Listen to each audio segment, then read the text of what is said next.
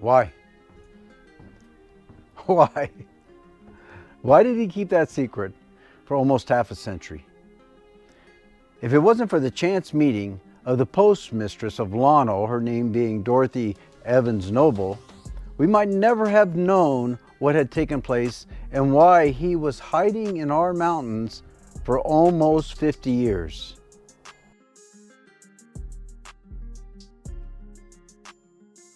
Of course, I am speaking of Vincent, the hermit named Vincent, who Vincent Gap and Vincent Saddle was named after.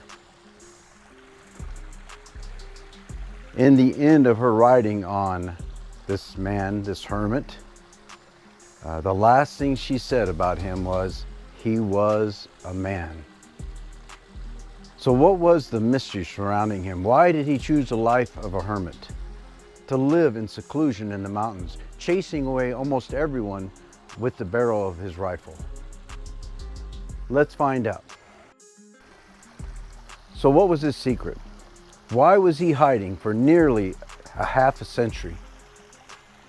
Even his closest friends did not know why.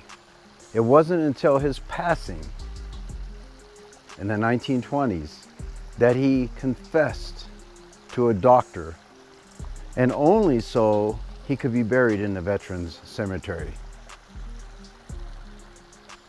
What was that secret? Join me on this journey as we find out, and it begins at the Battle of Gettysburg during the Civil War. Let's go there. The journey actually began at the Battle of Gettysburg when him and a friend both were wounded and sent home. They went home to his home in Ohio with his family and had plans on opening up a business, but he could not get the support from his family that he felt that he needed. So him and his friend decided to go west at a time when it was popular to go west, young man, because that's where your fortunes lie. They ended up in Arizona, where they filed a mining claim. And then for some reason, they went to California, changed their names, and parted ways. His partner went to Los Angeles, while he first went to the high desert, then came up Big Rock Creek, camped at Vincent's Saddle, his namesake, the saddle named after him, made his first camp down by the Bighorn Mine, which he discovered and later sold. He named it Bighorn because he had just shot a bighorn sheep there for food. Then he found that he didn't like living right there by the mine, and so he moved his location to where it currently is now, and where Vincent's cabin, the cabin named after him, which he built, is now located. Now this chance meeting only took place because World War I had started, and Dorothy and her husband, Mr. Noble, a geologist, a local geologist in our area down in Lano, who had an orchard farm, had heard the news about World War I starting, and it had shaken them up so much they decided to just go for a day hike. And so, being the postmistress, she had Vincent's mail and the newspapers he always loved to read. And so they decided to hike the 12 miles from their place up through Big Rock Creek, up to the saddle, and see if they couldn't locate his cabin. And on April 14th, they did just that, and they knocked on the door of his cabin and was greeted by a rifle bearer pointing at them, telling them to go away. Just before he slammed the door, Vincent saw that her husband was holding out the mail and the newspapers that he loved to get. And so he snatched them out of his hand, slammed the door. And a few minutes later, come running back out, asking them, is it true? Is there really a World War I going on in Europe? And that began a lifelong friendship, a friendship that would last him all his life. So every year they tried to go up there for 2 or 3 weeks to just visit him, and he welcomed them wholeheartedly and developed a very fond relationship with Dorothy. Now, he still was the grumpy old man, and he still was hiding, and He really refused to have anyone take his picture, although we do have one for sure picture of him, which I'll post.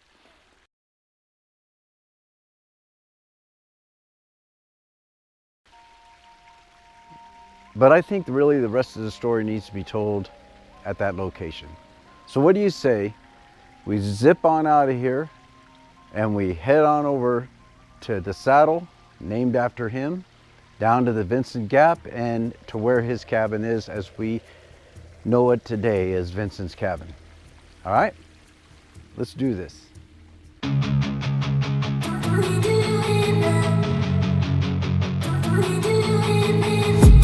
I've been dreaming on in my head like I've seen it. A life worth living is a life with meaning. I'll do what I love till my heart stops beating. I'm feeding this demon.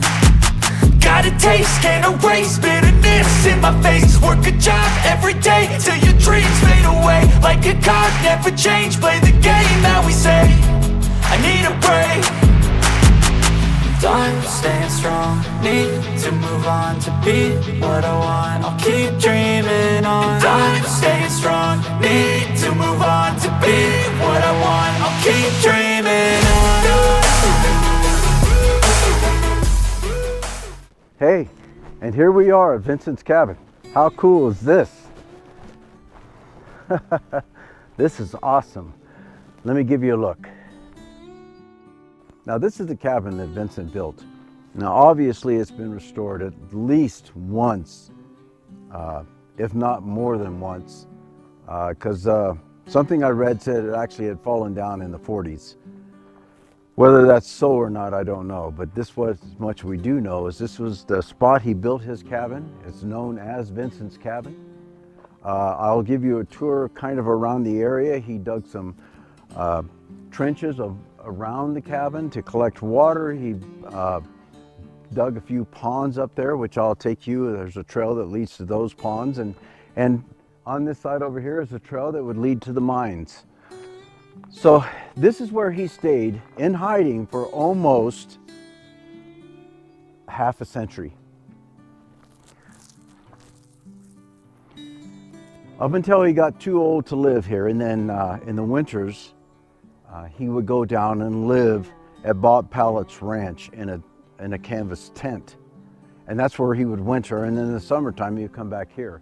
He began to develop a heart issue in his 80s, and it was getting more and more difficult for him to survive up here in the winter, because up here at this elevation, I think we're right around 6,600 feet, it can get bitter cold in the winter, and just you're snowed in, you're not going anywhere, and that wind comes howling up the gap here up towards the saddle, Vincent's saddle, which is named after his namesake, and it's just bitter cold.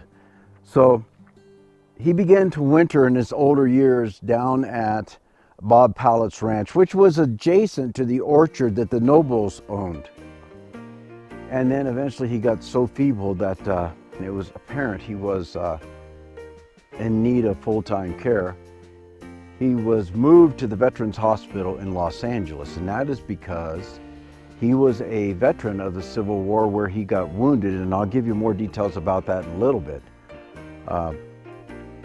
Basically what happened was, just before he passed away, his desire was to be buried among fellow soldiers. And in order to do that, he had to come forth with his real name and what really happened. And so he pulled in a doctor, one of the doctors that was caring for him, and that doctor he gave this secret to. And this is what happened. His real name was Charles Vincent Doherty. He was born in Ohio, and during the Civil War, him and his friend, a man named Lockwood, who they were young at that time, all went and fought in the Civil War on the side of the North, and they were actually in the Battle of Gettysburg, where they both were wounded. After they were discharged because of their wounds, they went home to Ohio with the plans of starting a business, but their family wouldn't support them in that business. And so they got angry and left and went west. And they went as far as Arizona, where they began prospecting, and they come across this gold, in this vein of gold, and they began prospecting and filed a claim for this gold mine. They went and built a small cabin, so they had a place to live while they worked their mine. One day, after working in their mine in the early afternoon, they came back to the cabin, only to discover that there were 3 strangers inside their cabin. And when they talked to the three strangers, one of them said that he was the sheriff and he was out here checking claims. So Lockwood and Vincent decided that they were going to go out. They went out and make their excuses why I had to go out of the cabin, and they snuck back up to the cabin to listen to what the strangers were talking about, only to discover that the strangers were plotting to kill those 2 partners and then jump the claim. Well, immediately they grabbed their rifles and went in and shot these 3 strangers, and eventually killing all 3. And then they buried them somewhere in that area, and they took off, changed their names. Now, after they changed their names, they went into California, and they went to northern and central California to the gold mines and the gold fields up there. And not having too much luck up there, they came south. And Lockwood, his partner, moved towards LA, while Vincent came over here to the high desert. As I said earlier, the first place he camped was on Vincent's Saddle, once he came up the 12 miles from Big Rock Creek up to the saddle, the very saddle that's named after him today. He camped there and then began prospecting around, trying to find gold mines, which he obviously was very good at, because he found the Bighorn mine and others up here. And as I said, he lived over there for a while. Then after he sold the holdings, he moved over here and built his cabin. So he lived in hiding because of that for almost half a century. But there's more to this story. Hang on, there's more, even more intriguing and mind-blowing. Unfortunately for him, it was discovered after he had passed away that he wasn't a wanted man at all. He wasn't an outlaw even, either because there was no law in Arizona at that time or no one discovered the bodies, but he wasn't a wanted man like he thought. He did all that hiding for almost half a century in vain, for nothing, for absolutely nothing. He was not a wanted man. He just didn't know it. And you have to ask yourself, why didn't he check that out? Now, there were also rumors that he actually had a daughter. In one of his books that he loved reading, a book called Treasure Island, was a name written in there, and it was a Miss Charles Daltrey. So it is suspected that he had a wife. On top of that, it was also suspected he had a daughter. Now, whether that's true or not, it's hard to confirm. But imagine, if you would, he's been in hiding for all this time, living alone. I mean, how lonely was it? Let me explain. When he went to his first Christmas dinner down at the Nobles, he had told Mrs. Noble, "This is the first time I have not had a Christmas dinner alone in almost 50 years. Can you imagine all that? And he wasn't even a wanted man. I don't know why he didn't check it out.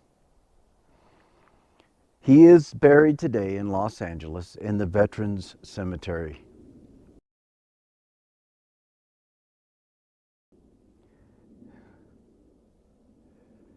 So what can we learn from this? I mean,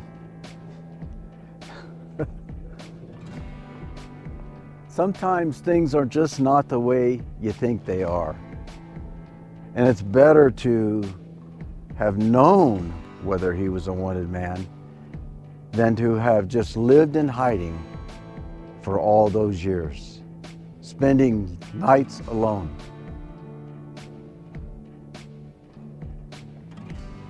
That's not cool. It's rather sad. Now, on the lighter side of things, he did develop a relationship with Bob Pallett, who he loved to talk to, who brought him his mail and his newspapers from Los Angeles. And he developed a really good relationship with Mrs. Noble, Dorothy Evans Noble, which may have been because it was more natural for him since he already had a daughter. Speculation on my part, but this is what I do know.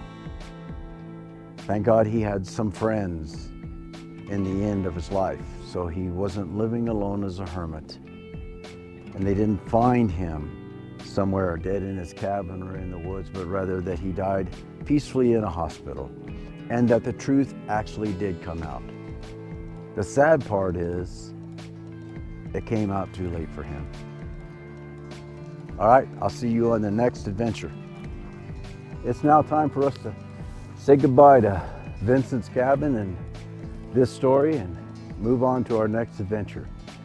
If you like this sort of content, hit that like button. Subscribe if you want to continue to see the next ones, and don't forget to comment and share this video. Until then, God bless. I've seen a lot of change, been through a lot of pain. Some things are not the same as they were a year ago, but all will be okay. I move on each and every day. The past is where it stays, way back a year ago. I've changed for the better this time.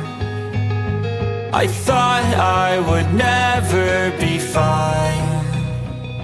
I strive just to say I'm alright, and for the first time in a long time I'm alright. I've seen a lot of change, been through a lot of pain. Some things are not the same as they were a year ago, but all will be okay. I move on each and every day. The past is where it stays, way back a year ago.